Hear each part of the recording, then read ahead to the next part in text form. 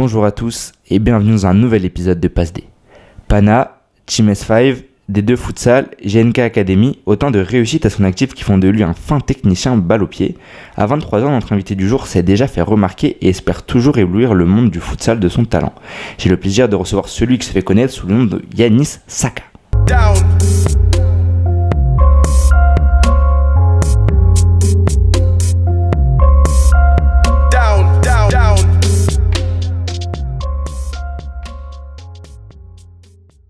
Alors ça va comment Yanis ?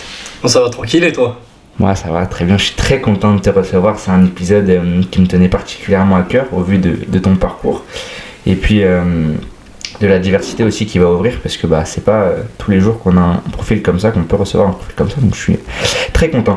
Alors avant qu'on parle de ce que j'ai évoqué un petit peu plus tôt dans l'intro, il a commencé comment ton parcours et ta passion du foot, ça démarre comment ?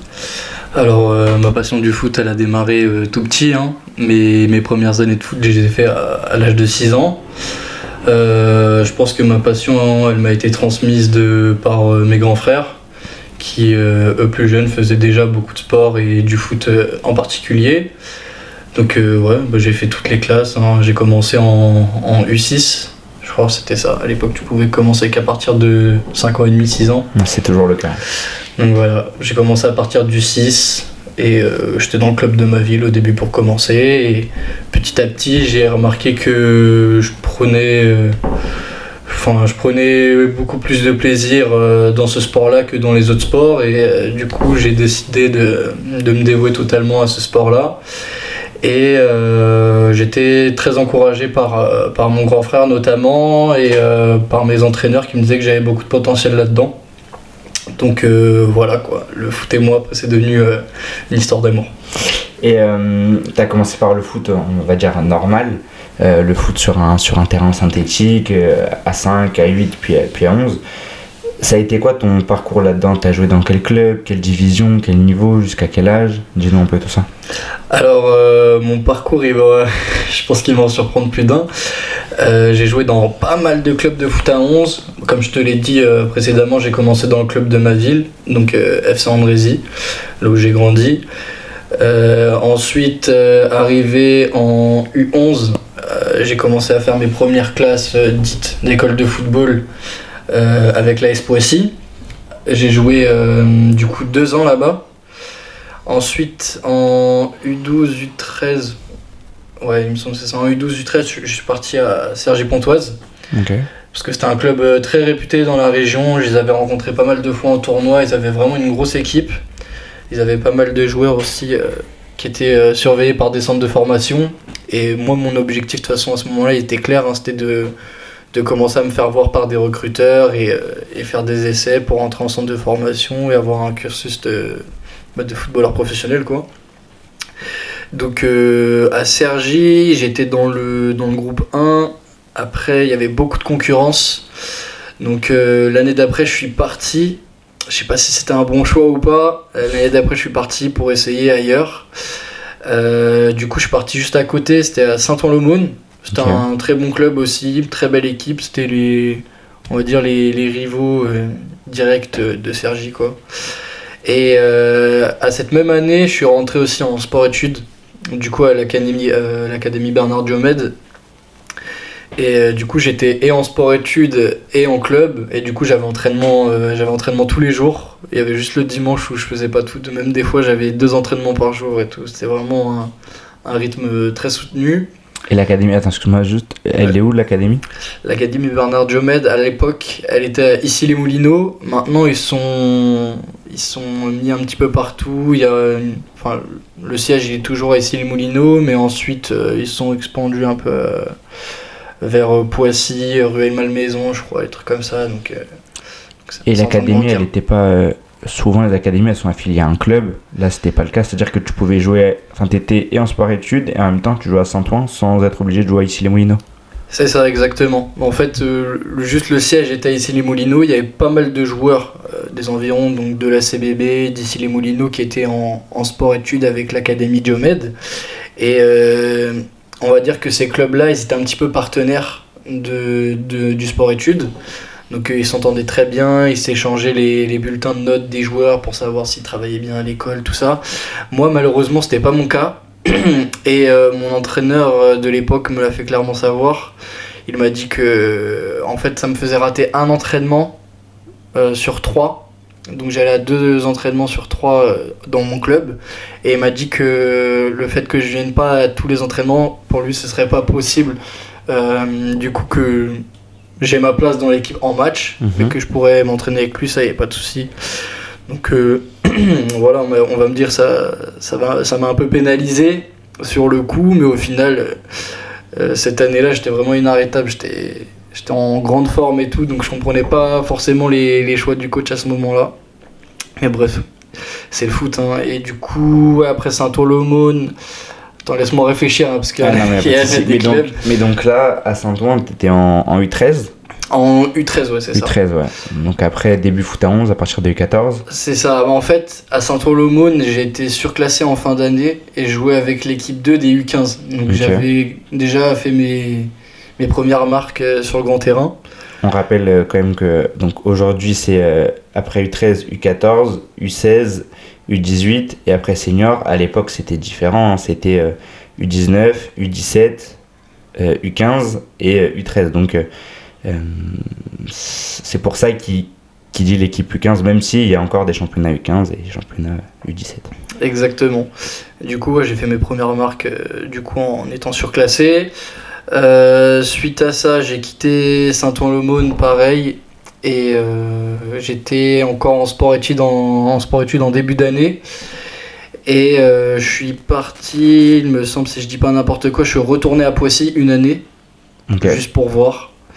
Et ouais, c'était plus les mêmes coachs, il n'y avait plus les mêmes joueurs, enfin toute mon équipe, tout ça, tout le monde s'était barré, quoi. Donc ouais, j'ai refait une année à Poissy. Après je suis parti au Murau. Donc ça c'était en U16. U16, ouais.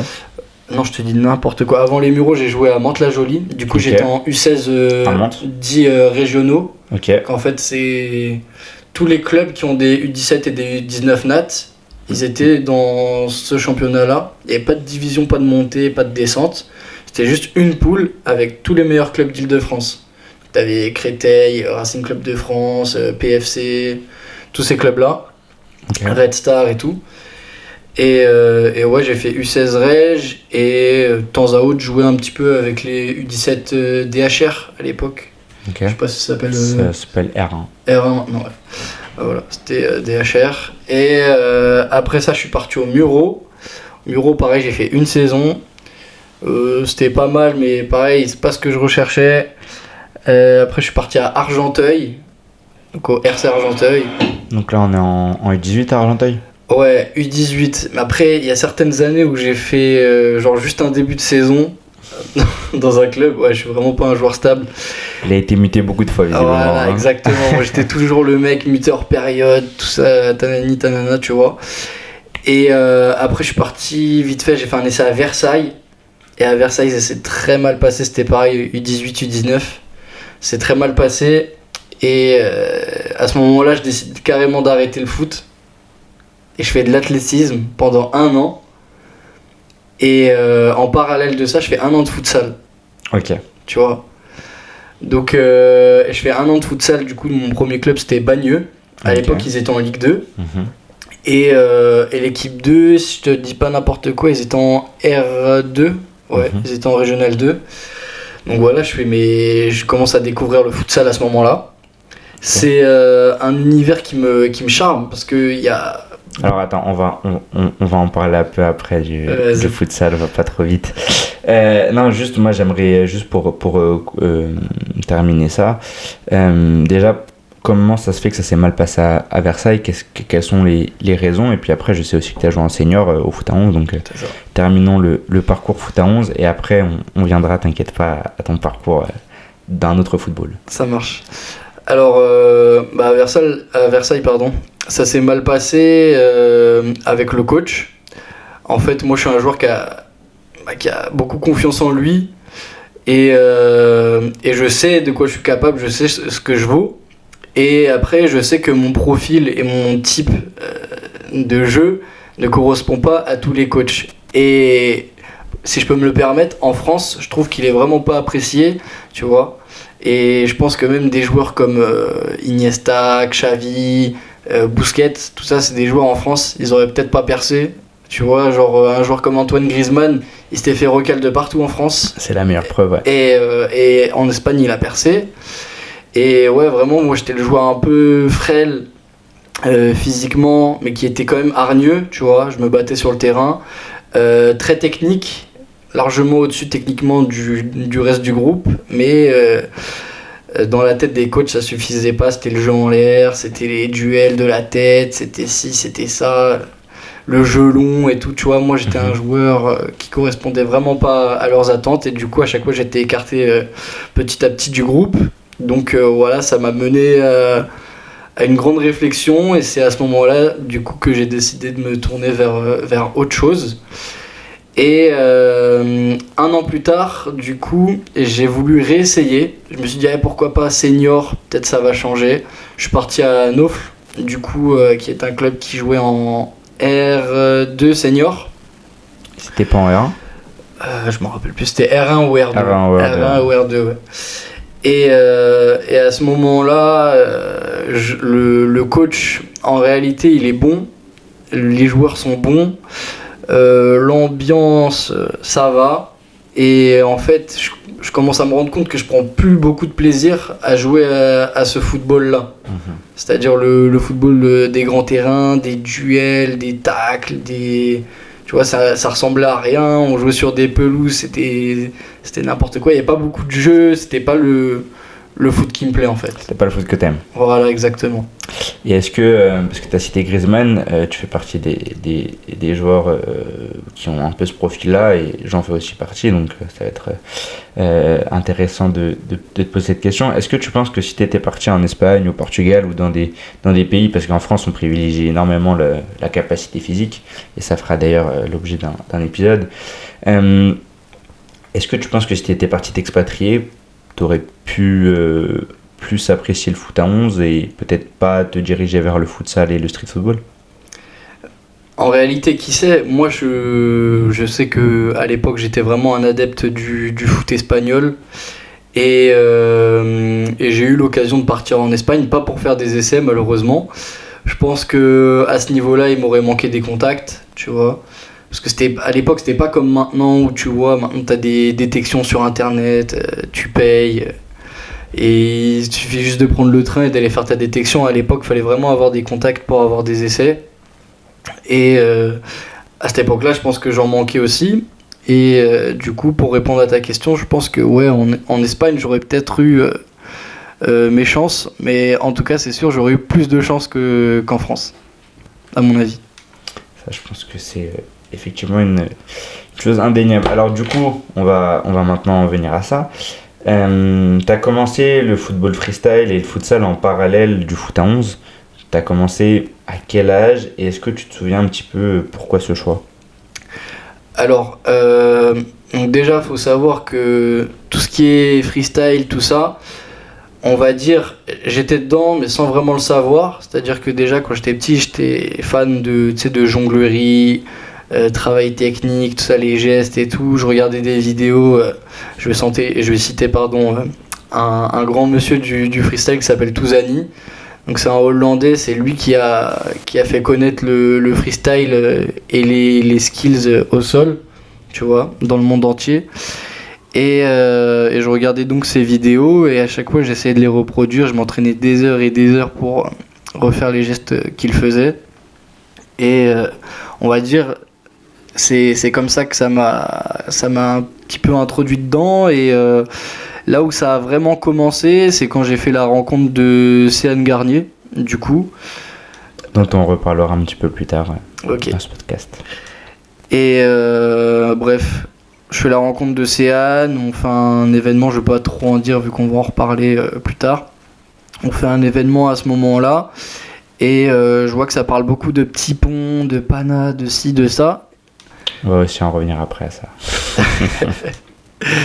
Et du coup, je commence à m'intéresser à cet univers-là parce que je sais que je suis un joueur technique Et je me dis, bah pourquoi pas essayer les panas, le petit pont, les 1v1, tu vois, les trucs comme ça. Et je me dis, ça pourrait me plaire, ça pourrait me correspondre. Donc je commence à m'intéresser un petit peu à ça, quoi, à ce moment-là. Et soit Touzani ou Océane Garnier, tu les as découverts sur YouTube ou tu les as vus dans la vraie vie avant de... Bah, je pense que, comme tout le monde, je les ai découverts en premier sur YouTube. Après, Céane, j'ai eu l'occasion de le rencontrer réellement au salon du foot. Ça s'appelait le Galaxy Foot à Paris, c'était en 2010, je te dis pas n'importe quoi, 2010 ou 2009. Donc à cet âge-là, t'as eu 8 ans. J'ai 9 ans, 9 ans, 10 ans. Et je le rencontre à ce moment-là. Et je fais un 1v1 contre lui dans une cage. À 10 ans. Ouais, dans une cage de pana où tu sais, en fait, il invitait un petit peu tout le monde et il mettait des petits points un petit peu à tout le monde avec les gens de son équipe. Il y avait toute la team S3 à ce moment-là. Et il prenait des gens dans le public pour les affronter et tout. À un moment, ça tombe sur moi. Et je joue contre lui, tout ça et tout. Il dit, ah, t'es pas mal tes techniques et tout à la fin du duel, tout ça. Il m'a pas mis de petits ponts. Et bref, ça s'est fini au but. En même temps, j'ai un peu fermé les jambes aussi, je voulais pas me faire ficha. Et ouais, du coup, il m'a trouvé bon, tout ça. Après, j'ai parlé un petit peu avec lui. Lui, en fait, il a eu un petit peu le même parcours. Lui, il a eu la chance quand même d'aller en centre de formation, lui s'est fait à la Auxerre. Ouais. Et ce qu'il en a conclu de son expérience en centre de formation, c'était que le foot qui est pratiqué aujourd'hui sur grand terrain, ça lui correspondait pas. Ouais. Et du coup, pareil, il s'est tourné vers autre chose, vers quelque chose de plus... lui, c'est vraiment quelque chose de plus individuel. C'est différent de moi. C'est mise en scène. Voilà, c'est mise en scène, spectacle, show, tout ça. Après, c'est devenu un influenceur hein, maintenant, mais... bref. Ouais, on essaye. Donc...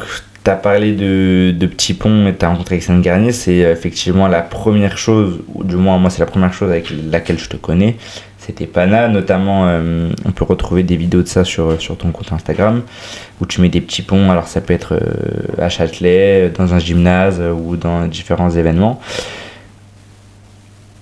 Est-ce que c'était pour toi la continuité de faire des panas, sachant que tu étais un joueur plutôt technique, ou est-ce que pour toi c'est deux choses distinctes ? Alors pour moi ça va et avec et en même temps c'est deux choses distinctes, c'est-à-dire que jamais j'associerais le pana et le freestyle au futsal ou au foot à 11, tu vois, mais je pense que c'est des choses qui peuvent te servir en tant que joueur si tu es assez intelligent pour l'intégrer dans ton jeu, c'est-à-dire que quand je joue au futsal dans mes matchs etc, des fois je vais sortir des skills que j'ai travaillé en faisant du pana, tu vois.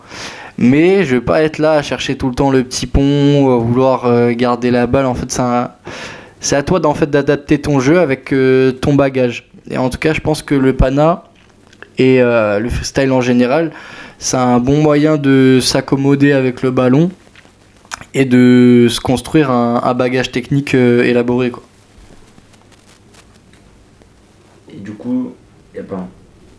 Et du coup, t'as des petits ponts, t'arrives à en mettre sur le terrain ou c'est quand même plus facile dans une arène? C'est toujours ce qu'on me demande. Ouais, les petits ponts, j'arrive à en mettre sur les terrains, mais c'est pas les mêmes petits ponts. T'as vu, t'as les petits ponts du pana qui sont faits exprès pour ça, où tu prépares des skills, etc., pour ouvrir les jambes du mec. Et en foot à 11 et en futsal, c'est des petits ponts instinctifs, tu vois, c'est quand tu le sens. Et alors justement, donc t'as parlé tout à l'heure de la Team S3 et de Océane Garnier, t'as joué avec la Team S3, t'as fait partie de cette équipe-là. Comment est-ce que tu t'es fait recruter par eux ? Alors, nous on faisait partie du collectif S3, c'est-à-dire que t'as la Team S3, t'as Océane Garnier qui lead le tout. Après, t'avais la Team S3 et t'avais la Team Urban Ball. Tu vois, la Team S3, c'est vraiment ceux qui font du freestyle, des jongles et tout, des spectacles. Et la Team Urban Ball, c'était vraiment la team de street football et de pana, du coup, de Océane Garnier. Moi, je faisais plutôt partie de la Team Urban Ball. assez formé. Du coup, comme je te l'ai dit précédemment, durant un événement où Céane essayait de recruter la meilleure équipe pour jouer le tournoi Neymar 5. Et voilà, petit à petit, on a commencé à apparaître dans les vidéos, à connaître pas mal de monde dans ce milieu-là. Et ouais, franchement, ça a été une bonne expérience pour moi et ça m'a apporté pas mal de choses. Aujourd'hui, tu fais plus partie de cette équipe-là? Alors aujourd'hui, l'équipe, on va dire, elle a été un peu mise de côté. Parce que, comme tu connais, hein, CN, c'est un YouTuber. Quand tu es un YouTuber, tu dois trouver des nouvelles idées, sans cesse te renouveler, etc. Tu dois pas garder tout le temps la même chose, au risque de décevoir ton public et que ce soit redondant, tu vois. Donc, pour l'instant, on fait plus de vidéos avec lui. Après, je suis toujours en contact avec lui sur Instagram. J'échange régulièrement avec lui, là, pas plus tard qu'une semaine, on se parlait, tu vois. On parlait des trucs de 1v1 parce que j'ai eu l'occasion d'avoir l'expérience de faire les 1v1 avec la JNK Academy. On va en parler plus tard. Et on comparait ça avec son nouveau concept à lui qui est l'Urban Ball Fight. Qui est un peu le même principe. Qui a un peu le même principe, mais en incluant un petit peu plus le freestyle dedans, tu vois. Et maintenant, donc, le foot à 11, c'est derrière toi. Tu joues au futsal. T'es passé par plusieurs équipes de D2, donc de deuxième division. Comment t'en es arrivé là? Bon, comme je t'ai dit, déjà ma première année de futsal, je l'ai fait à 17 ans à Bagneux. C'est là où vraiment j'ai découvert ce sport et j'ai commencé à apprendre vraiment... pardon. J'ai commencé vraiment à apprendre les bases tactiques parce que c'est un sport qui est totalement différent. Tu peux ramener n'importe quel joueur pro foot à 11, il arrive sur un terrain de futsal, au début il va rien comprendre.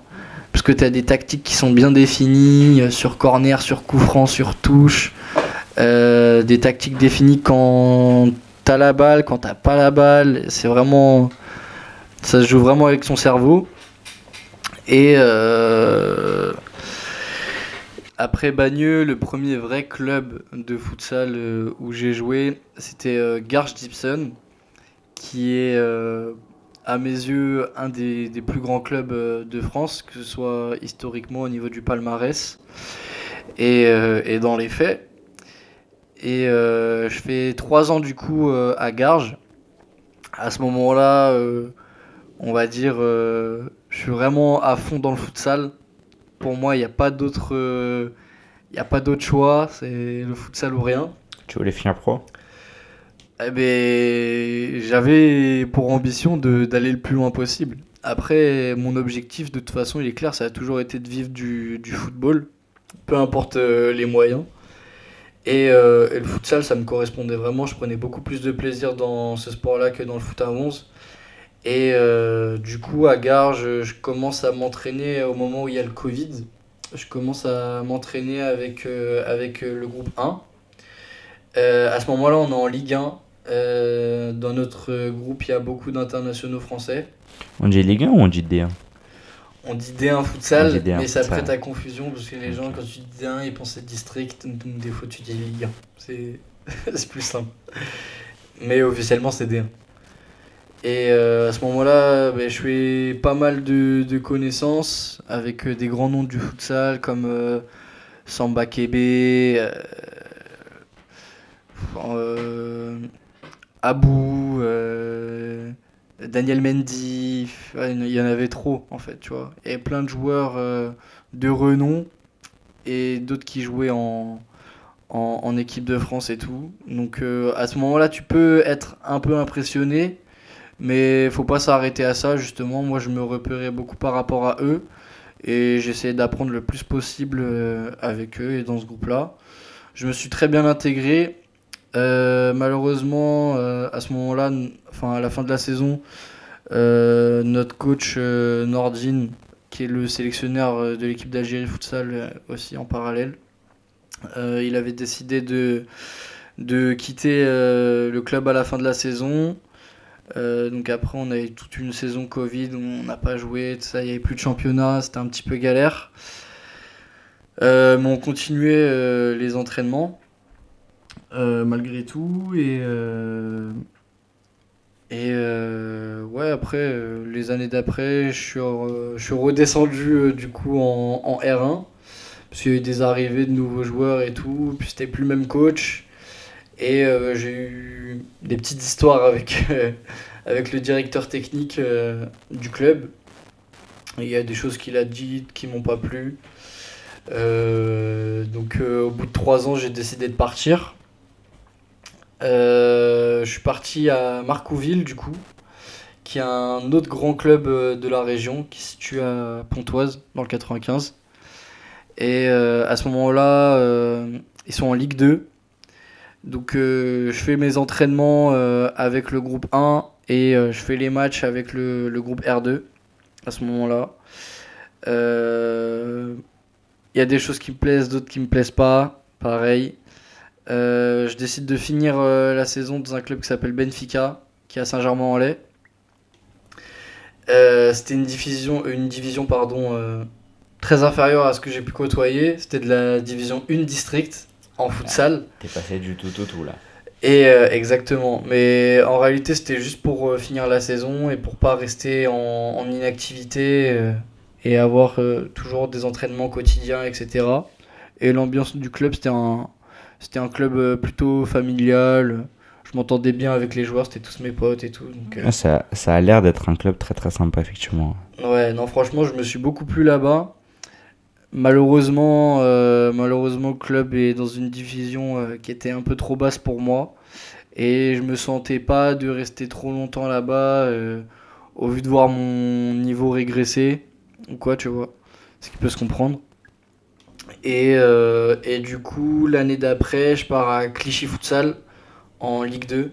Donc tu vois, je passe d'un district à Ligue 2 en quelques mois. Et à Clichy Futsal, il y a le coach qui m'a fait certaines promesses,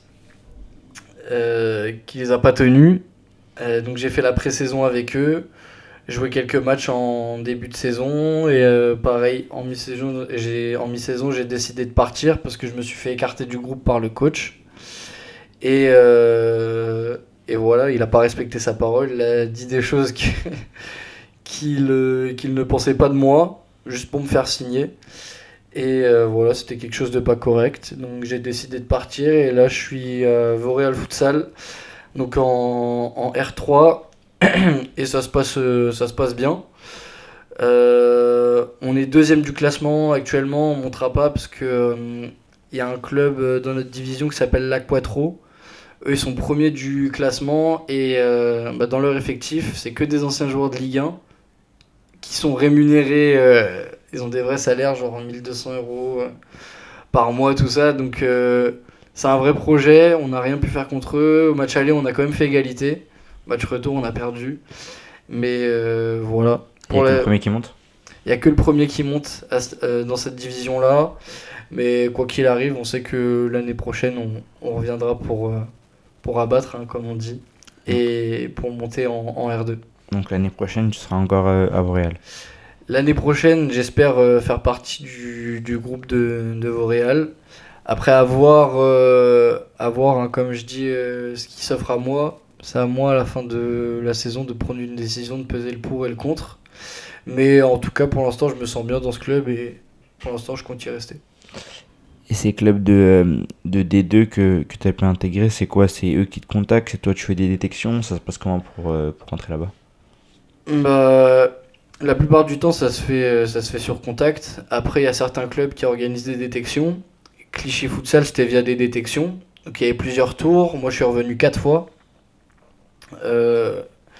Au bout de la 4e fois, le coach il nous a pris à partie avec certains joueurs. Je crois qu'on était 2 ou 3. Et il nous a clairement dit, je vous le dis entre 4 yeux, vous faites partie du groupe Ligue 2. Après, pour jouer en match, bah, c'est à vous de gagner votre place, tu vois, normal.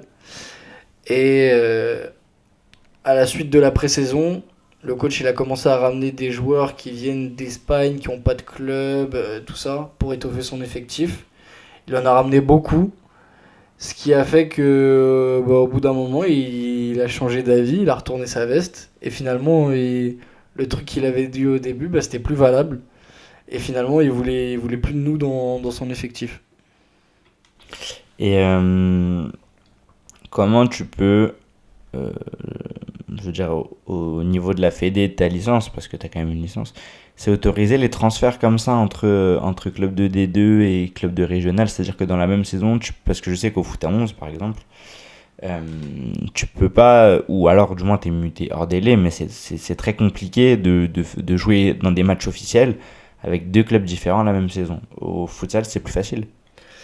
Alors pour l'instant au futsal c'est plus facile. Même au niveau Ligue 1, Ligue 2, pardon, t'as plein de joueurs qui commencent la saison avec un club et 2-3 semaines plus tard tu les vois avec un autre club dans le même championnat.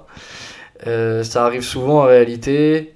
La plupart du temps les gens ils attendent la trêve hivernale pour changer de club. Mhm.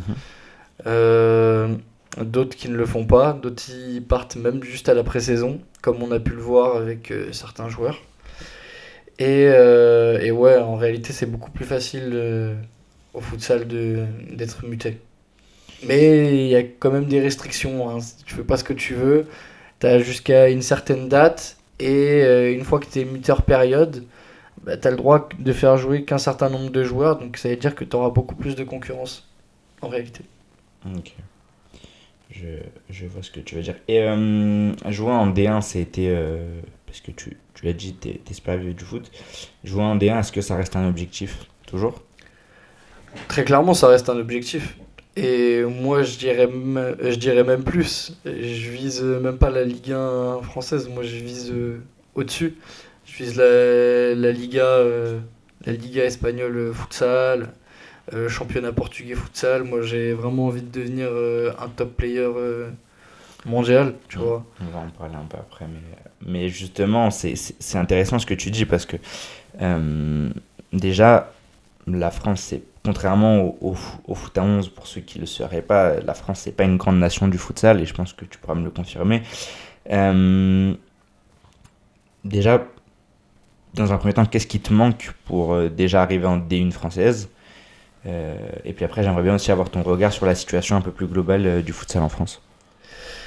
Euh, alors pour ma part, je pense que ce qui me manque en réalité, c'est un petit peu plus de sérieux. Je parle pas forcément pendant les entraînements et tout. Je parle au niveau de l'hygiène de vie. T'as vu, bien s'alimenter, bien dormir, pas trop faire la fête, les trucs comme ça. C'est des choses dans lesquelles on peut tomber assez rapidement parce qu'on est tenté, tu vois, on est jeune et tout. Et, euh, et en réalité, si tu as des objectifs, et des fois tu dois savoir faire des sacrifices pour atteindre tes objectifs. Et ouais, je pense que la plus grosse partie de ce qui me manque, c'est ça, et un petit peu plus de travail, d'acharnement. Et le reste, ça se fera tout seul, pardon, si Dieu le veut, bien sûr. Et ton regard sur la situation du futsal en France alors? Alors je te dirais que il y a 5 ans, la France était vraiment au niveau futsal mondial, c'était pas dans les top mondiaux. À l'heure d'aujourd'hui, c'est en train de changer.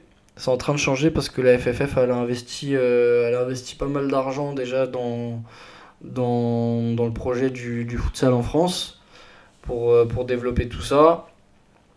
Après, euh, on a des joueurs de très bon niveau.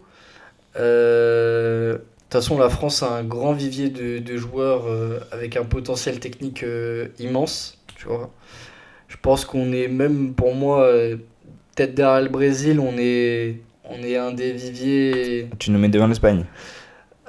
En réalité, moi j'ai déjà joué Tu nous mets devant et l'Espagne et le Portugal, c'est fort. au street football en Espagne. J'ai déjà joué au Portugal aussi. Et moi je trouve qu'en France, on a plus de cracks que dans ces pays-là. Et en termes de football européen, je pense on est large au-dessus niveau street football.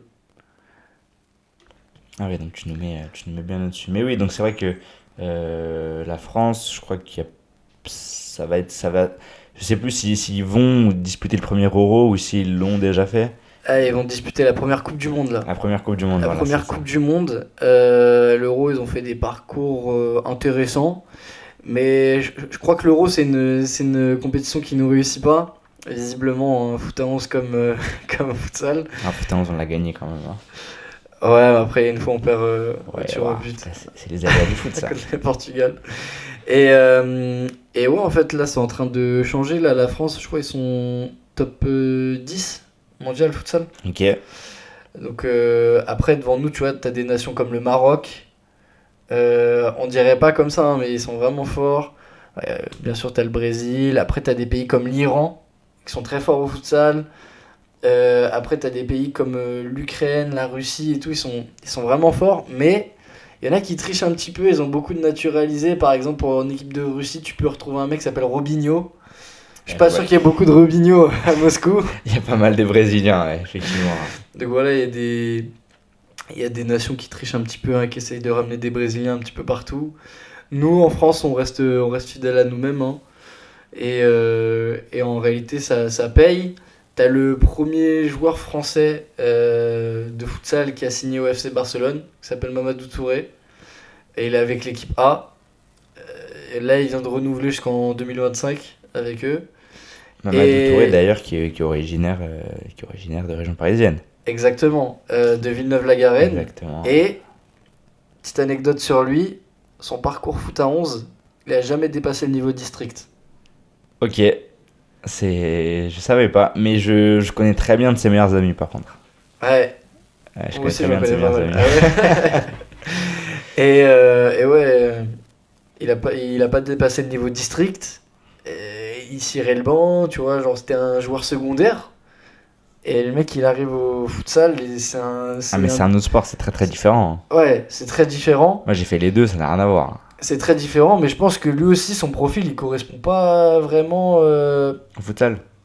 Non, même pas au futsal. Si, je pense qu'il correspond au futsal, mais je pense que son physique et tout, il correspond pas au foot à 11 français. Parce qu'en fait, tu sais, c'est un joueur qui est très calme, il est très serein, il est technique. Bon, après, t'as vu, lui, il a Ouais, mais l'avantage il est d'être très grand. il est grand, il est longiligne, Il a tu vois, l'avantage d'être il peut te grand, faire penser à mais un bon milieu. Mais voilà, c'est pas le joueur très hargneux, t'as vu, qui va faire des gros tags, des gros centres et tout. Lui, c'est le joueur des petits espaces.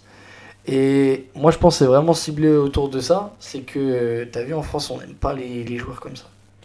Ah, on a un problème avec les joueurs techniques, clair, évident, c'est pas du tout ce qu'on recherche. Et malheureusement, aujourd'hui, on a beaucoup trop d'athlètes et pas assez de joueurs créatifs, pas assez et on le voit, et malheureusement, ça fait un petit peu mal au cœur.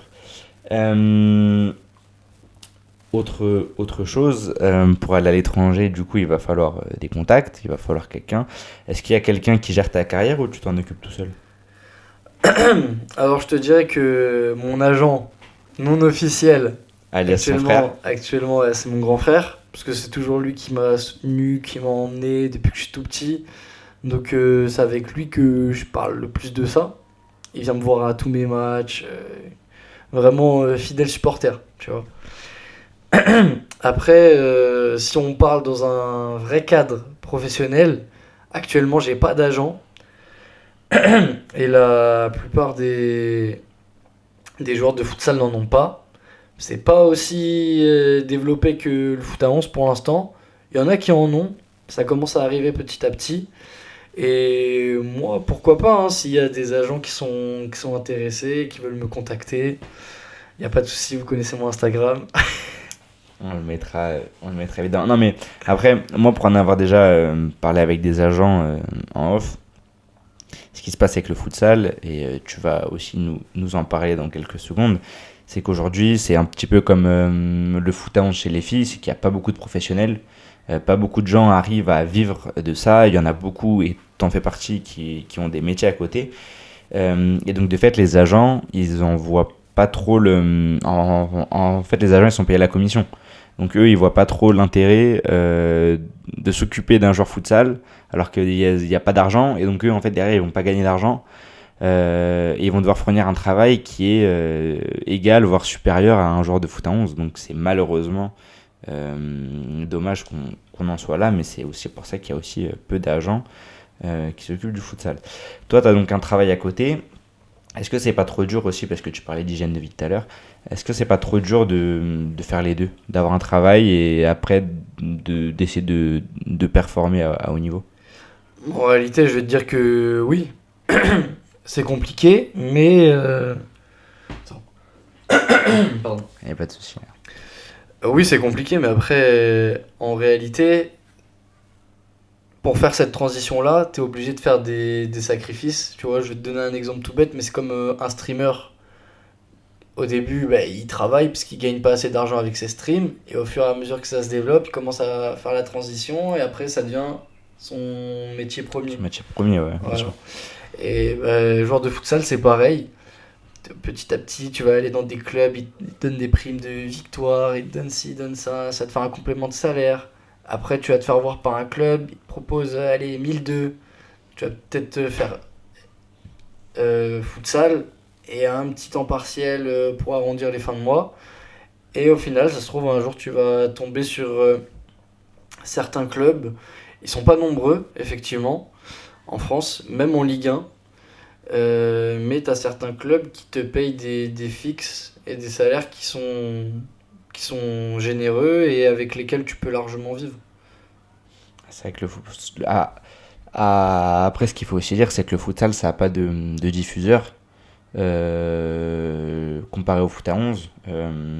Et c'est sûr que même en National 3 ou en National 2, ou même en R1, ce qui correspond à la 6e division, je crois, au foot à 11, si je me trompe pas, il y en a qui ont déjà des contrats où ils peuvent vivre de ça. Et tu aurais pu, en allant chercher un peu plus loin quand tu étais en R1, peut-être aller gratter un petit contrat en N3 pour vivre du foot, mais ça fait partie de tes choix.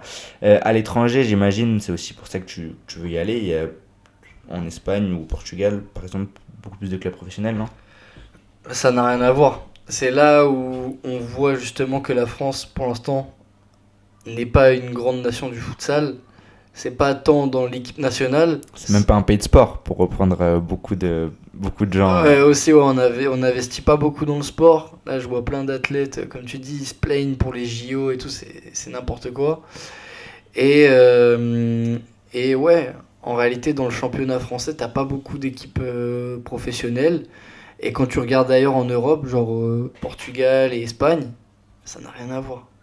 Là-bas, ils ont des sponsors de ouf, ils ont des gymnases de ouf avec peut-être des tribunes, il y a peut-être 25 000 personnes dedans, tu vois, genre c'est vraiment, t'as l'impression que c'est un autre sport en fait. Et est-ce que tu penses que le fait de devoir avoir un travail à côté, ça influe aussi sur le niveau français? C'est-à-dire que si tout le monde était professionnel, peut-être que la France serait meilleure au futsal, tu penses? De toute façon, c'est sûr, à partir du moment où tu travailles, c'est-à-dire que ton énergie, tu l'investis pas à fond dans ton sport. Et du coup, ça veut dire aussi que tu as moins d'entraînement. Et bah, tu regardes à l'instar de certains clubs pro futsal français, où ils ont un entraînement par jour, voire deux. Et ces clubs-là, ils se démarquent même en Ligue 1, hein, tu les vois. Ils étaient marqués en Ligue 1, mais en Ligue des Champions, toujours plus compliqué. En Ligue des Champions, compliqué. Après, on a eu un club français, malheureusement, qui est passé à la trappe à cause de raisons juridiques. Access. Voilà, exactement. Access qui avait réussi à aller loin en Ligue des Champions. Ils avaient fait le Final Four et c'était tombé contre Barcelone. C'était la première équipe française à aller aussi loin. Après, tu as certaines équipes qui sont arrivées jusqu'aux phases de poule, mais à chaque fois, ça n'arrivait pas à dépasser ça, quoi. Et Barcelone au futsal qui est bien plus en forme que Barcelone au foot à 11 qui vient de se faire sortir par le PSG. Non, mais au-delà de ça, Access, donc, c'est un club aujourd'hui qui n'existe plus, qui était un gros projet, très ambitieux. Ils avaient ramené Ricardinho, si je ne me trompe pas, Ouais, si je prononce bien. Donc, qui est grosso modo le Cristiano Ronaldo du futsal. En plus, il est portugais, donc ça tombe bien. Mais voilà, projet un peu trop ambitieux et il y a eu des soucis. Est-ce que, c'est peut-être un peu tiré par les cheveux, mais est-ce que la Quattro, au vu de la grandeur du projet, même si c'est encore en division inférieure, est-ce que ça te fait pas un peu penser à Access? Là, je te dirais oui et non. Access, c'était vraiment un projet où ils misaient sur un petit peu de joueurs français et le reste, c'était des top players mondiaux, tu vois. Mhm. C'est comme si. Ça me fait penser un peu au PSG, quand ils Ouais, achètent Neymar, absolument. Messi, tu vois, ils essayent de faire un cocktail avec les meilleurs joueurs. Et, euh, et malheureusement, c'est ça qui leur a posé problème, c'est qu'après, quand tu ramènes ces joueurs-là, bah faut les payer. C'est de l'argent. Et l'argent, il tombe pas du ciel. Et quand tu commences à ramener de l'argent de gauche à droite, et ben directement, tu te fais faucher. Et, euh, et, et voilà, ouais. En réalité, c'était quoi la question déjà? La Quattro, c'est pas le même type de projet, c'est des anciens bons joueurs. Ouais, voilà, la Quattro, c'est totalement différent. C'est des anciens joueurs de Ligue 1 qui ont un certain âge maintenant, mais qui sont quand même très bons. Et pour moi, l'équipe a un niveau Ligue 1. Ils sont allés très loin en Coupe de France, sont allés en 16e. Ils se font sortir par Toulouse. Non, ils sont fait sortir par KB, Kremlin Ouais, Bicêtre. ils avaient battu Et Toulouse Kremlin alors. Bicêtre qui est en finale, là, contre l'Étoile Lavalloise. Ils ont battu Toulouse alors. Et ils ont battu Ils ont Toulouse. c'est ça, ils ont battu Toulouse. Mais s'ils sont payés, c'est qu'il y a aussi un investissement derrière. C'est pas juste des anciens joueurs comme une association de quartier ou comme un club de district. C'est plus que ça. C'est un vrai projet, non? Ah non, c'est un réel projet, la Quattro. C'est un projet qui part d'en bas. Moi, j'avais eu l'occasion de jouer contre eux à l'époque où je jouais à Benfica Benfica, ouais. Futsal. À La l'époque où Quattro il n'y avait pas de qui est un projet. club, la Quattro qui est un club basé dans les Yvelines aussi. C'est C'est pour ça ça, que ils sont basés à Oui. Et j'avais joué contre eux à l'époque où il n'y avait pas de projet. C'était déjà une équipe forte. Mais t'as vu, c'était des joueurs de quartier et tout. Oui, c'était technique et tout, hein, mais c'était pas c'était pas structuré. Voilà, c'était pas très structuré, comme tu le dis. Maintenant, ça n'a rien à voir. C'est plus du tout la même équipe. Ils ont ramené que des très gros joueurs français.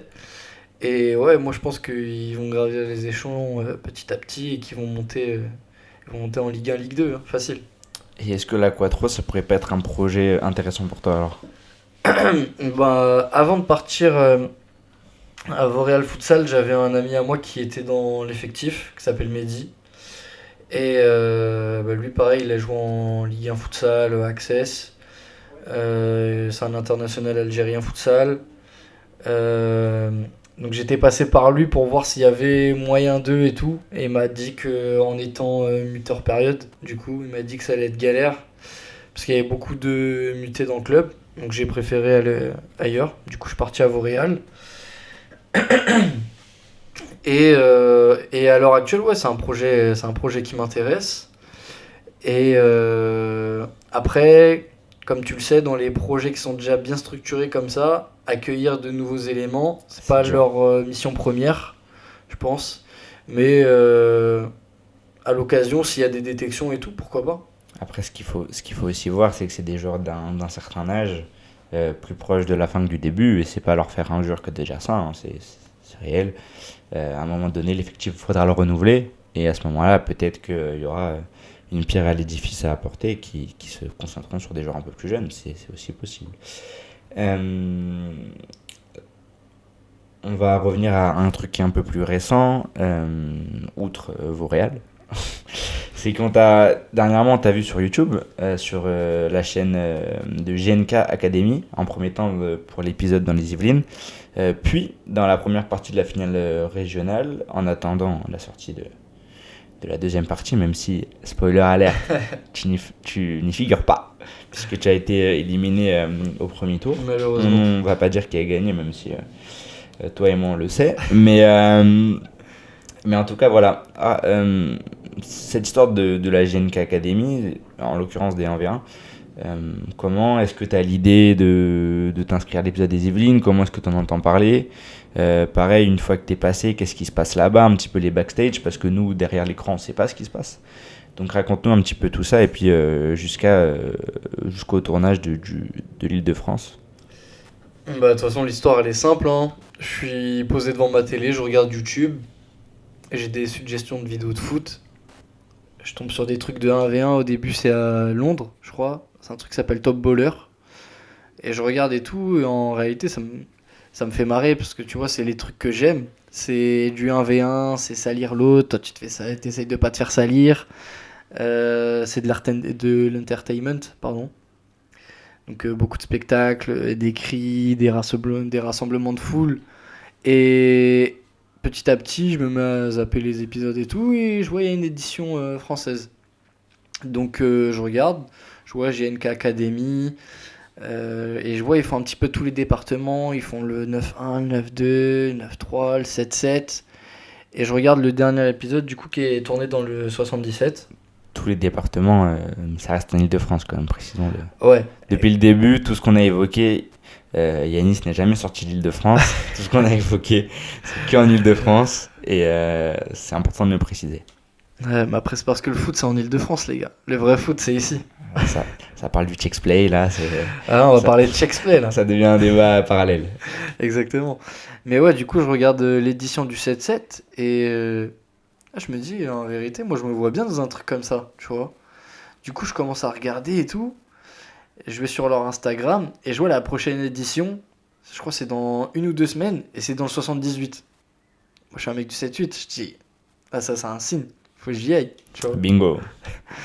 Exactement. Et du coup bah, je lâche un DM au community manager de la GNK.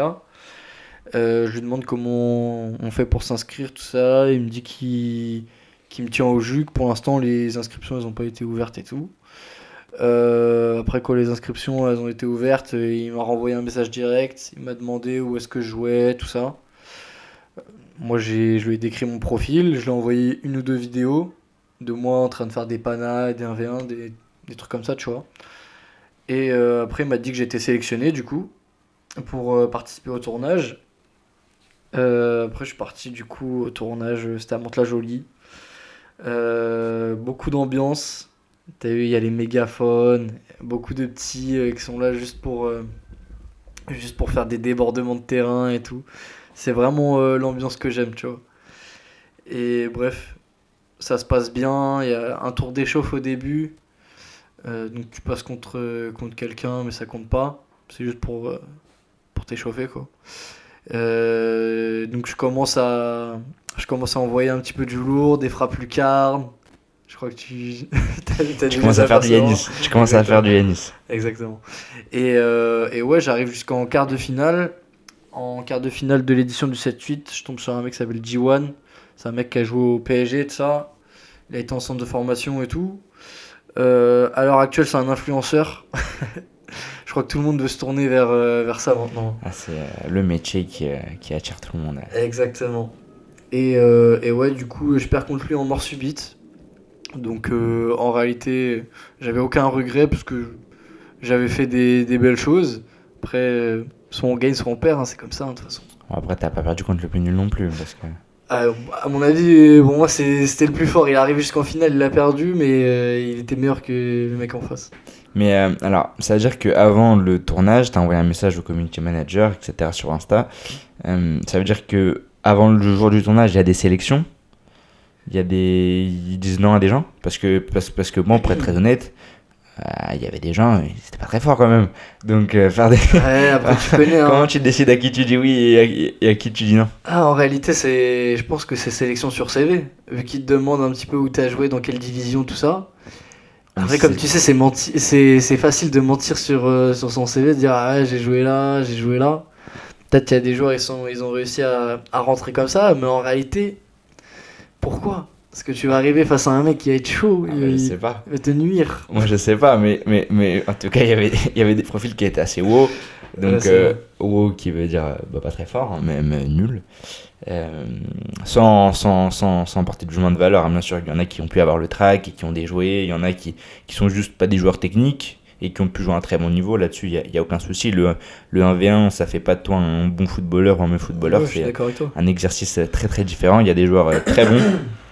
Il y a des joueurs très bons sur le terrain qui sont beaucoup moins forts en 1v1 et des joueurs très forts en 1v1 qui sont beaucoup moins forts sur un terrain. Donc ça... mais disons que pour cette spécificité-là, en tout cas, il y en avait pour qui c'était clairement pas leur dada. On va dire ça comme ça. Et donc après la finale régionale, alors, elle se passe comment? C'est toi qui renvoie un message au CM, c'est le CM qui te dit tiens, je t'ai bien kiffé, reviens à la finale régionale, ça se passe comment? Bah du coup c'est le CM qui est revenu vers moi. Moi en fait après avoir perdu, enfin l'édition du 7-8, je me suis juste dit, bah voilà, c'est fini, ça a fait une bonne expérience. Maintenant, j'ai hâte de regarder les vidéos à la maison, quoi. Mais non, du coup, le CM, il me recontacte. Il me dit que John, du coup, le mec qui gère l'académie, il me dit qu'il a bien kiffé mon profil et qu'il veut me revoir à la finale Île-de-France. Donc moi, direct, je lui dis oui, je suis chaud, je bloque ma date. Et voilà, après, c'est parti. C'est parti. C'était sur le stade du Paris FC. Pas de l'équipe 1, hein, mais du centre de formation. Stade des Gérines. Et en fait, faut savoir que ce tournage-là, Il est en plein ramadan. il est en plein ramadan. T'as vu, mais ramadan, genre les derniers jours, ceux qui t'assèchent, tu vois. Et bref, du coup, j'arrive là-bas. Juste avant que le terrain soit libéré, il y a un match de National 3 dessus. C'était la réserve du PFC. Réserve du PFC contre Torcy, si je dis pas de bêtises. Un bon derby. Exactement. Et c'était un derby pour la montée en plus. Donc il y avait v'là le monde, il y avait trop de gens, tu vois. Et après, le match il se finit. Nous on arrive sur le terrain, on commence à mettre les trucs JNK et tout. Donc les gens ils se demandent c'est quoi. Et ils commencent à se réunir autour de la surface de réparation. Et là, mec, il y a trop de monde. Et il y avait au moins 600 personnes. Ah, c'était le Maracana. Exactement. Moi je m'attendais pas à autant de monde. Tu sais, dans ma tête, il y a une petite pression qui dit ah ouais, non, là, si tu te manges un geste. Aïe aïe aïe. Là Ça c'est va- dur. C'est Ah, ça va pire. faire le tour des ficha. réseaux. Ah, c'est ficha après. Exactement. Après, bref, au bout d'un moment, tu te ressaisis, tu te dis, eh, frère, de toute façon, je suis venu là, c'est moi, je vais salir les gens, c'est pas eux, ils vont me salir. Et même si je me fais salir, ça fait partie du jeu, tu vois. Et du coup, l'édition, elle commence, elle tour de chauffe. Tour de chauffe, je suis un peu brouillon, je fais des trucs hasardeux. Mais tu vois, je sens que quand même, je suis en forme. Parce que des Mhm. fois, t'arrives, il y a des jours où tu sens pas tes jambes, tu te sens bizarre et tout. Là, ça va, je me sentais en forme. Donc je me suis dit, ah, c'est pas grave. Tac, il y a des gens qui passent et tout. Et en fait, pendant les tours de chauffe, moi j'ai repéré un mec. Il joue en National 2 à Sainte-Geneviève. Il a joué en Belgique, il a joué à Lina Montlhéry. Ouais. Il a joué contre le PSG et tout ça. Et il les a envoyés. Tu vois, même le PSG, les pros, il les a envoyés. Et là, il passe le mec contre un autre gars. Et il lui fait du sale de ouf. Je dis non, lui il est vraiment chaud, tu vois. Et bref, les tours ils passent et tout. Là, le tour de chauffe c'est fini. Après, ils disent ouais, on va annoncer les duels. Là, ça commence vraiment, tu vois. Là, si tu perds, t'es éliminé. Et là le drame arrive. Et là, il y a des mecs qui passent et tout. Et alors, ils disent ouais, Yanis et nan. Je me rappelle même plus. Et le miel. Le miel. Ouais, genre c'est son surnom. Azarma il miel. est doux, il est sucré. Ouais, exactement. Moi, en fait, tout le monde avait un petit surnom. Moi, mon surnom c'était SBE Player. SBE. Ouais, simple, basique, Mais efficace. c'est toi tu t'es appelé comme ça ou c'est les gens étaient Non, c'est un mec qui fait des vidéos React, il m'a appelé comme as. Est-ce que c'est le mec du Chexplay ou pas? Non, c'est pas le mec du C'est Chexplay. pas le mec du Chexplay. Le mec du Chexplay, on lui a dit, il s'appelle comment? Et John, il a dit, lui, c'est SBE Player. Et bref, ils disent, ouais, il y a Nice contre le miel. Eh, je regarde, je dis, c'est qui le miel? Je vois, c'est le mec. Je suis à Allan. Putain, je suis tombé sur le meilleur dès le début. Ça va être chaud, tu vois. Mais après, en réalité, à ce moment-là, tu portes tes coups, tu dis, ah, vas-y, de toute façon, t'y vas. Et voilà, quoi. C'est du kiff, c'est du foot. C'est pour ça qu'on est venu, tu vois. Et ça commence, je crois que c'est lui qui commence à attaquer ou c'est moi, je m'en rappelle plus, mais bref. Lui, son 1v1 contre moi, il part sur son mauvais pied. Donc il est gaucher, il est parti sur son pied droit. Il fait une frappe de loin. Bon, la frappe, elle est puissante, mais elle est en plein milieu des cages. À ce moment-là, j'ai un peu le seum contre le gardien, tu vois. Parce qu'il aurait pu l'arrêter facile, en vrai. Corruption. Ah, la corruption, mais bref, ça fait partie du truc. En vrai, tu vois, les gardiens, ils se trouvent et tout. Bref, après, c'est à moi de passer. Première action, j'essaie de le déborder en faisant des feintes de corps. Il tombe sur la balle, t'as vu, genre je le déséquilibre, il tombe sur la balle. Moi, je continue à jouer, et je pousse la balle avec mon pied et il la ramène vers lui avec la main, dans la surface. À ce moment-là, moi, je me dis, c'est penalty, tout ça. Non, même pas. L'arbitre, il dit action à refaire. Que nenni. Que nenni. Action à refaire.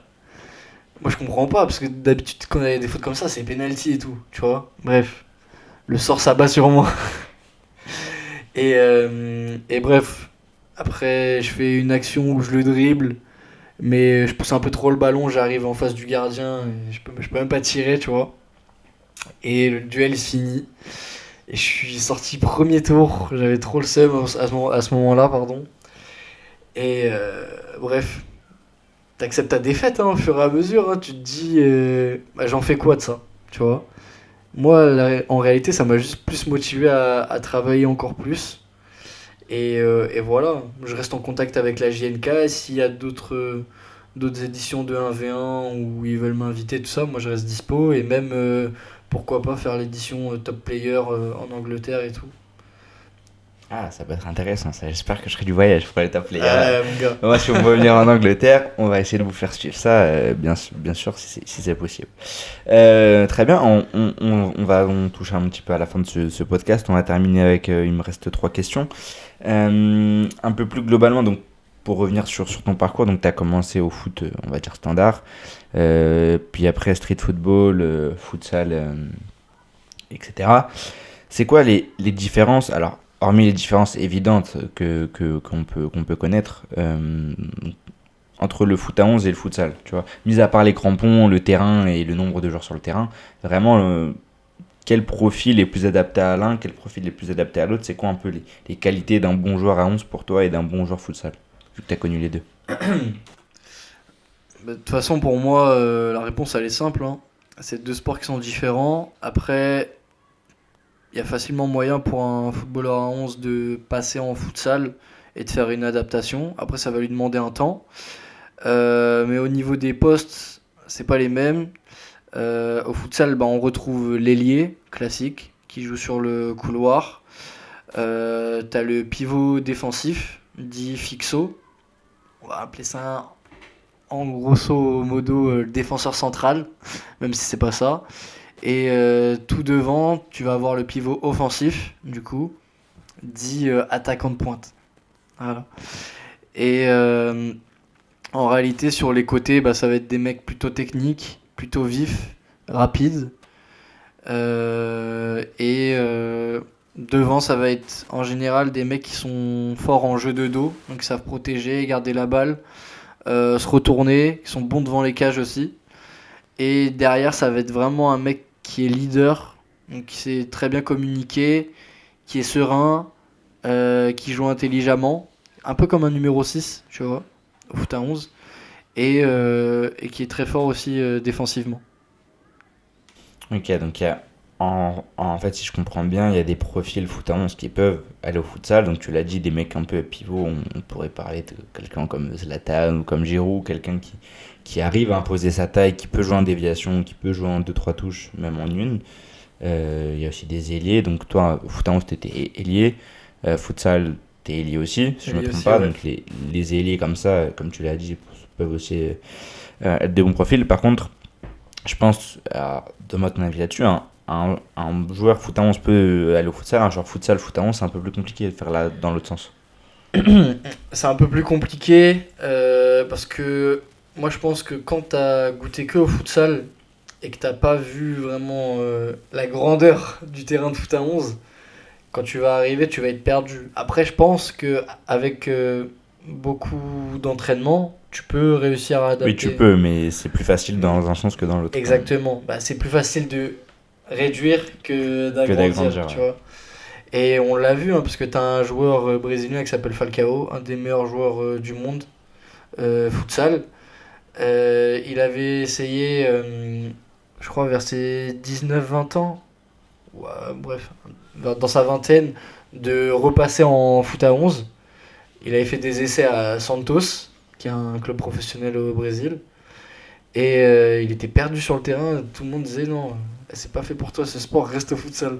Alors qu'il y a des joueurs comme Neymar ou comme Wissam Ben Yedder qui sont passés foot normal, futsal, et puis sont revenus au foot normal, parce que le futsal leur a apporté beaucoup de bagages techniques.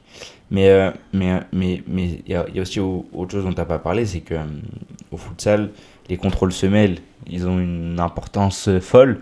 Moi qui suis éducateur au foot à 11, enfin plutôt au foot à 8, nous on interdit de faire des contrôles semelles à nos joueurs parce qu'ils ont des crampons. Vous au futsal, contrôle semelle, c'est indispensable. Effectivement, c'est indispensable. Le contrôle semelle, c'est la base du futsal. Donc quand tu arrives au futsal, on va dire ouais, contrôle de la semelle. Et quand tu arrives au foot à 11, on va dire ouais, contrôle de l'intérieur du pied, tu vois. Donc même l'adaptation à ce niveau-là, elle doit se faire, tu vois. Donc, des fois, tu as des automatismes. Moi, des fois, quand je fais des foot sur grand terrain avec mes potes pour rigoler, bah, même avec mes crampons, j'ai contrôlé de la semelle, tu vois. Ça marche, mais un coach, il peut te critiquer parce que tu vois, t'emmènes pas bien la balle ou alors tu vas glisser quand il y aura de la pluie et tout. Tu vois, c'est pas pareil. Mais ouais, contrôle semelle, futsal, c'est primordial. Mais au-delà du contrôle semelle, c'est juste que le jeu n'est pas pareil en soi. Le futsal, ça va plus vite, il y a moins d'espace. Et est-ce que c'est une légende urbaine de dire, entre guillemets, légende urbaine, de dire le futsal, on est obligé d'être technique, ou est-ce qu'il y a des joueurs qui sont pas techniques et qui se débrouillent bien au futsal? Ou t'es obligé d'être technique, vraiment? Alors moi, je te dirais pas, t'es obligé d'être technique, mais je te dirais que ce soit dans le foot à 11 ou dans le futsal, la technique, c'est un plus, tu vois. C'est un plus. Mais foot à 11, tu peux te débrouiller en n'étant pas technique parce que tu vas apporter autre chose physiquement, nanani, nanana, bonne vision Parce du que jeu. la dimension athlétique n'est pas la même. Au foot à 11, un mec qui est pas technique, il peut faire en sorte que ça se voit pas. Il peut parce qu'il compenser. Voilà, il va compenser dans les duels. Il va faire des grandes poussées de balles. T'as vu, le terrain il est beaucoup plus grand, donc forcément au niveau de la maîtrise technique, t'as le droit à plus d'erreurs. Au futsal, t'as pas le droit à cette erreur-là. Le terrain est beaucoup plus petit, les adversaires sont plus proches de toi. Ça joue que dans les petits espaces. Pour faire tes combinaisons, t'as eu les 1-2, tout ça, bah, t'as pas beaucoup d'espace non plus, donc ça se joue très rapidement. Donc ouais, la dimension technique, elle est tout autre au futsal. Mais donc, euh, est-ce qu'on peut jouer au futsal sans être technique? La réponse, elle est Moi, je te dirais que tu tires une balle dans le pied si t'es pas technique et que tu vas vers le futsal. mais tout est possible. Mais tout est possible. Tout est possible. Il y a des profils qui sont moins techniques au futsal, mais ça reste quand même des joueurs techniques. Hmm. Tu vois C'est ou juste pas ils sont moins techniques que toi, quoi, c'est ça. Exactement. Mais ils sont bien techniques. Ok, bah alors écoute, on va terminer avec une dernière question. Si tu devais construire ton 5 de légende pour un futsal, ça serait quoi? Avec des joueurs de foot à 11, C'est toi qui décides. mon Tu 5 peux, de tu peux, légende tu peux futsal. mettre Rony, tu peux mettre Falcao, Ricardinho, tu peux te mettre toi, Ronny, c'est un joueur de futsal. tu peux mettre Inza parce que Inza c'est ton grand pote, mais tu peux mettre Sean, tu mets qui tu veux. Je vais mettre moi. Ah, tu peux. Non, au. Pardon. Au goal, il y a tellement de bons gardiens, la vérité. Mais je vais mettre mon pote Jemka. En plus, il a fait un petit peu gardien futsal à Sporting Paris, vite fait, on essaie. Et lui-même, c'est un bon gars, t'as vu. Je sais, dans les vestiaires, il va mettre l'ambiance. Et en plus, c'est un bête de gardien. Et surtout, je lui fais confiance parce qu'au pied, il est trop bon. Le gardien le plus technique du monde. Donc, gardien, je mets JMK. Ensuite, sur les ailes, vas-y, je vais mettre un. Ah, je vais mettre un Neymar, hein, je crois. Hein. Neymar à gauche. À droite. La vérité, il y a trop de bons joueurs. Vas-y, à droite, je vais te mettre un Ricardinho. Futsal. C'est un ailier, Ricardinho? Ricardinho, c'est un ailier. Hein. Ah ouais? Ah, il est ailier gauche, mais après, au futsal, tu connais. En fait, ça fait des rotations. Parce que j'ai l'impression qu'il avait un peu une caravane, c'est pour ça. Il avait quoi, une caravane? Il a un peu une non. charrette, j'avais l'impression. Ricardinho. Ouais, j'ai cru. Ah, faut que tu regardes un peu plus, mon gars. J'ai cru avoir vu Ah, non, il fait un- Access qui était plus bas sur le terrain. C'est parce que Access, c'était plus Ricardinho. C'est Ricardinho et 40 ans. Ok, donc moi je vois. connais que l'ancien Ricardinho alors. Ah, le vrai Ricardinho, il fait 1m50, mais il t'envoie des pilules. Le mec, il est trop rapide. Et bref, Ricardinho à droite, Neymar à gauche, pivot défensif. Je verrais bien un mec de foot à 11, genre bien costaud, t'as vu, genre un Pouyol. Puyol. La Puyol, vérité, futsal. tu vois. Non, en réalité, je te dis n'importe quoi. Bah, Je il est verrais plus bien. technique que Puyol quand même. Ouais, plus technique que Pouyol. Après, Pouyol, il est pas dégueu, hein, techniquement. Bah, c'est pas sa marque de fabrique, mais ça va. C'est pas sa qualité première. C'est un joueur du Barça. Waouh. Moi, je verrais bien un Busquets. Ah oui, voilà, déjà. Je verrais bien un Busquets. Ça me paraît déjà plus logique. Et en pointe, je vais te dire Ferrao. C'est qui Ferrao? Ferrao, c'est un joueur brésilien de futsal. C'est le dernier ballon d'or actuel. Il en a 2, je crois, pour l'instant. Ok. Et il joue au Barça. Je joue au Barça. Donc, actuellement, pour moi, c'est le meilleur joueur futsal au monde. Donc il n'y a pas de Rony, il n'y a pas de Falcao, il n'y a pas de... Ah ouais, mais Rony, en fait, c'est Rony de maintenant ou c'est Rony C'est Rony, bandeau, numéro 10 Barcelone. Ah non, bah Rony frappe, Prime, je baron le mets à la 30 place de Neymar, la vérité. À la place de Neymar. Après, vas-y, je me garde Zidane de Teco. Je me garde... Ah non, mais de toute façon, il y a trop de joueurs techniques, je peux pas tout mettre. C'est pas possible. Là, c'est les goûts, les couleurs, là. Et tu te mets qui comme coach? Coach, je me mets Guardiola direct. Guardiola futsal, tu penses qu'il aura rassuré? Ah, Guardiola, tu le mets au futsal, frère, il va te bouger les pions partout, il va te dire si ça, non, t'es fou. Moi, je pense que en vérité, je le vois bien, futsal, Guardiola. Ok, bah c'était intéressant. Bah, en tout cas, merci beaucoup, Yanis, d'avoir répondu présent Merci à toi. pour ce nouvel épisode. Un petit mot de la fin, peut-être? Quelque chose à rajouter? À part que t'es tu free poses- agent, t'es available poses pour une l'année colle. prochaine. Abonnez-vous à mon Instagram, Yanis-Saka. Abonnez-vous au Instagram de Jean, Juanito, sur les réseaux. Non, et un petit peu plus sérieusement, le foot, je sais que c'est la passion de pas mal de petits jeunes, de pas mal de gens qui n'ont pas percé encore. Moi, je pense que faut croire en soi. L'espoir, il est jamais perdu. Même t'as 28 ans, t'as pas fait de centre de formation, tu joues en district. Si t'es conscient de ton niveau et que tu sais que tu peux y arriver et que tu te donnes les moyens, et ben vas-y. Donne tout. Ça marche, c'est noté et je ne peux que confirmer ce qu'il a dit. Merci à tous d'avoir écouté ce nouvel épisode. N'oubliez pas de liker, partager, commenter, d'informer tous vos petits copains de la sortie de ce nouvel épisode et puis en espérant qu'il vous aura plu. Je vous dis à la semaine prochaine pour un nouvel épisode. Bonne fin de journée à tous. Down.